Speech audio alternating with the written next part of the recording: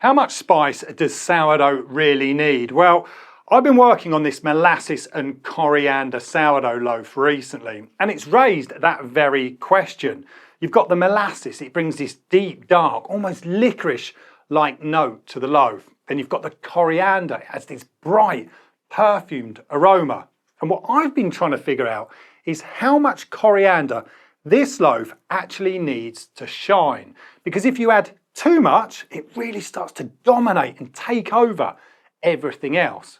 Now, if you've ever worked with a spice that was really easy to overdo, I'd be really interested to hear about it. Now, in this video, I'm going to talk you through the whole process, but if you want to test this bake, you're going to find the recipe linked below. Right, so this flour blend is nice and forgiving. It's built around strong bread flour with around 10% rye flour blended through it. Now, don't forget, the full formula and method is linked below. You're going to be able to find all of the weights over there.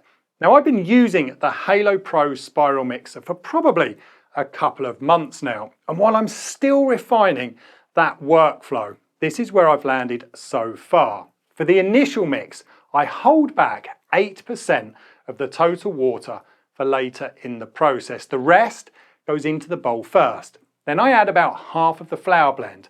That's followed by the leaven. Then I give everything a really good stir with a spoon.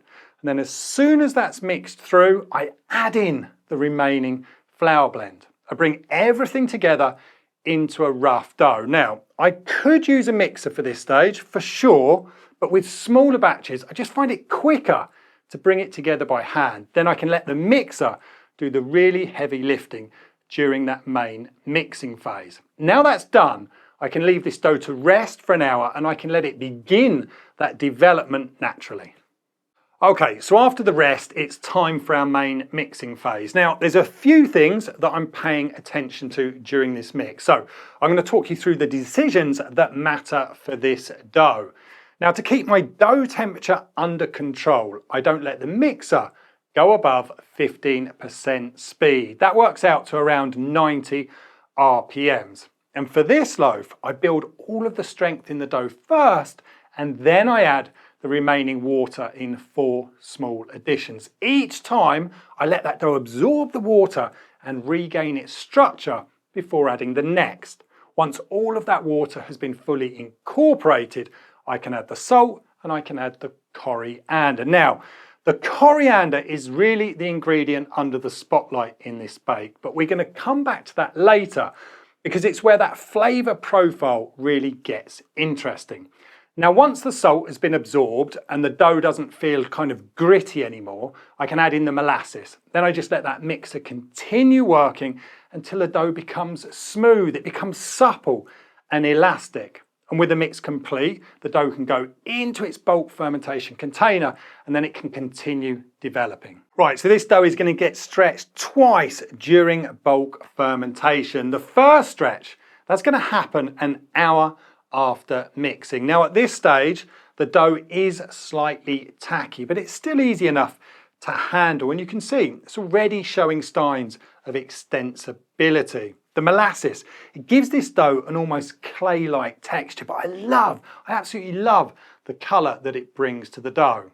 Now personally, I try to avoid either using bench flour or water when I'm stretching out the dough. That said, if you find it awkward to handle, just a light misting of water and slightly damp hands is going to make that process much easier for you. Now, the second stretch, that takes place an hour later, and it's here that you can really start to get that aroma from the coriander. The dough has changed considerably as well, especially since that last stretch. It's much smoother now. It's not tacky at all. In fact, it's incredibly easy to handle, and it's that reminds us just how much time alone can change the dough.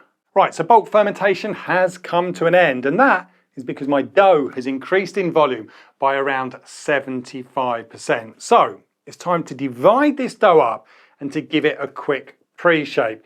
Now there's one thing that I always notice with perfumed doughs like this, is how much aroma actually becomes part of the experience of handling the dough.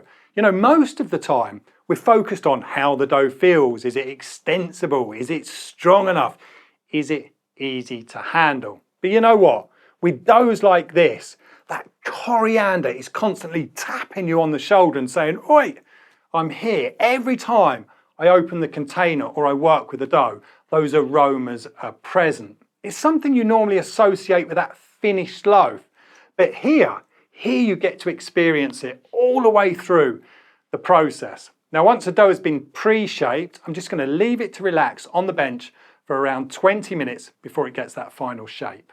Now, obviously, every dough that we make is continuously evolving throughout fermentation, but it is particularly noticeable with this one. If you compare the texture from the first stretch to where we are now at shaping, that transformation is super apparent.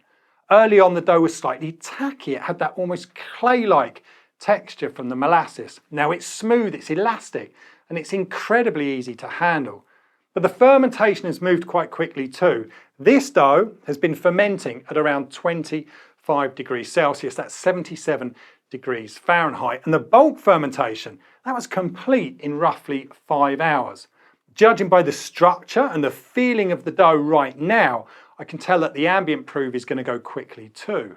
So the total fermentation time from that initial mix through to the cold retard has ended up being 5 hours and 45 minutes, with this ambient proof alone coming in at 45 minutes. This is definitely a dough to keep an eye on, especially towards the end of bulk fermentation, because there's a very good chance it could overproof during cold retard. Overall, I'm super pleased with how this dough has behaved so far, but as always, the baked loaf is going to have the final say. Okay, for this bake, I'm going to use the Brod & Taylor baking steel along with the baking shell. Now, the steel and the oven have been preheated to 220 degrees Celsius, that's 428 degrees Fahrenheit. Now, I'm not using any ice and I'm not spraying the shell with any water. Instead, I'm purely relying on that baking shell to trap the moisture that's released from the dough, and that's what's going to aid with our oven spring.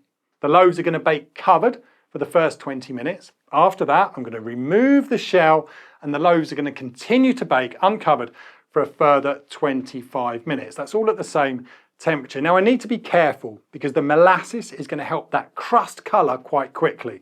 So that's something I need to keep an eye on, especially through that second half of the bake. So really at this point, I'm looking for two things: good crust development, and I'm watching for that crust colour. Once I'm happy with both, the loaves can come out, they can go onto that cooling rack before we cut them open. Now, the first thing that hits me is that aroma from the toasted coriander. It takes me right back to walking into a spice shop. The crumb has got this beautiful orange hue from the molasses, and the texture is really where I wanted it to be. Flavour-wise, that molasses comes through first with those deep, dark, almost licorice-like notes. Then that coriander arrives and it kind of brightens everything up. The rye is much more subtle. It's softened the loaf and it's added this gentle warmth in the background. Now, the loaf is slightly sweet, but it never feels forced or heavy. Everything feels balanced and at home. So how much coriander does this sourdough loaf really need? Well, like with everything sourdough, it requires pretty careful balance. During testing, I started at just 0.3% with the coriander. Then I used Magnus to gradually work my way up through successive bakes. Now, when I hit 0.6%, I knew I'd gone too far. That flavour balance changed completely. What started out as this exciting seasoning suddenly became the main attraction. So back down at 0.5%, the coriander remained this punchy perfume. It supported the molasses rather than dominating it. And for me, that was really the sweet spot. It also reminded me that flavour isn't always about adding more. Starting low and then working up through small controlled increases allows me to get kind of the most, I guess, out of an ingredient without overwhelming everything else in the recipe. As I said at the beginning, if you've ever baked with a spice that was easy to overdo, I'd be really interested to hear about it. Give this one a whirl. Let me know what you think. Everything is linked below.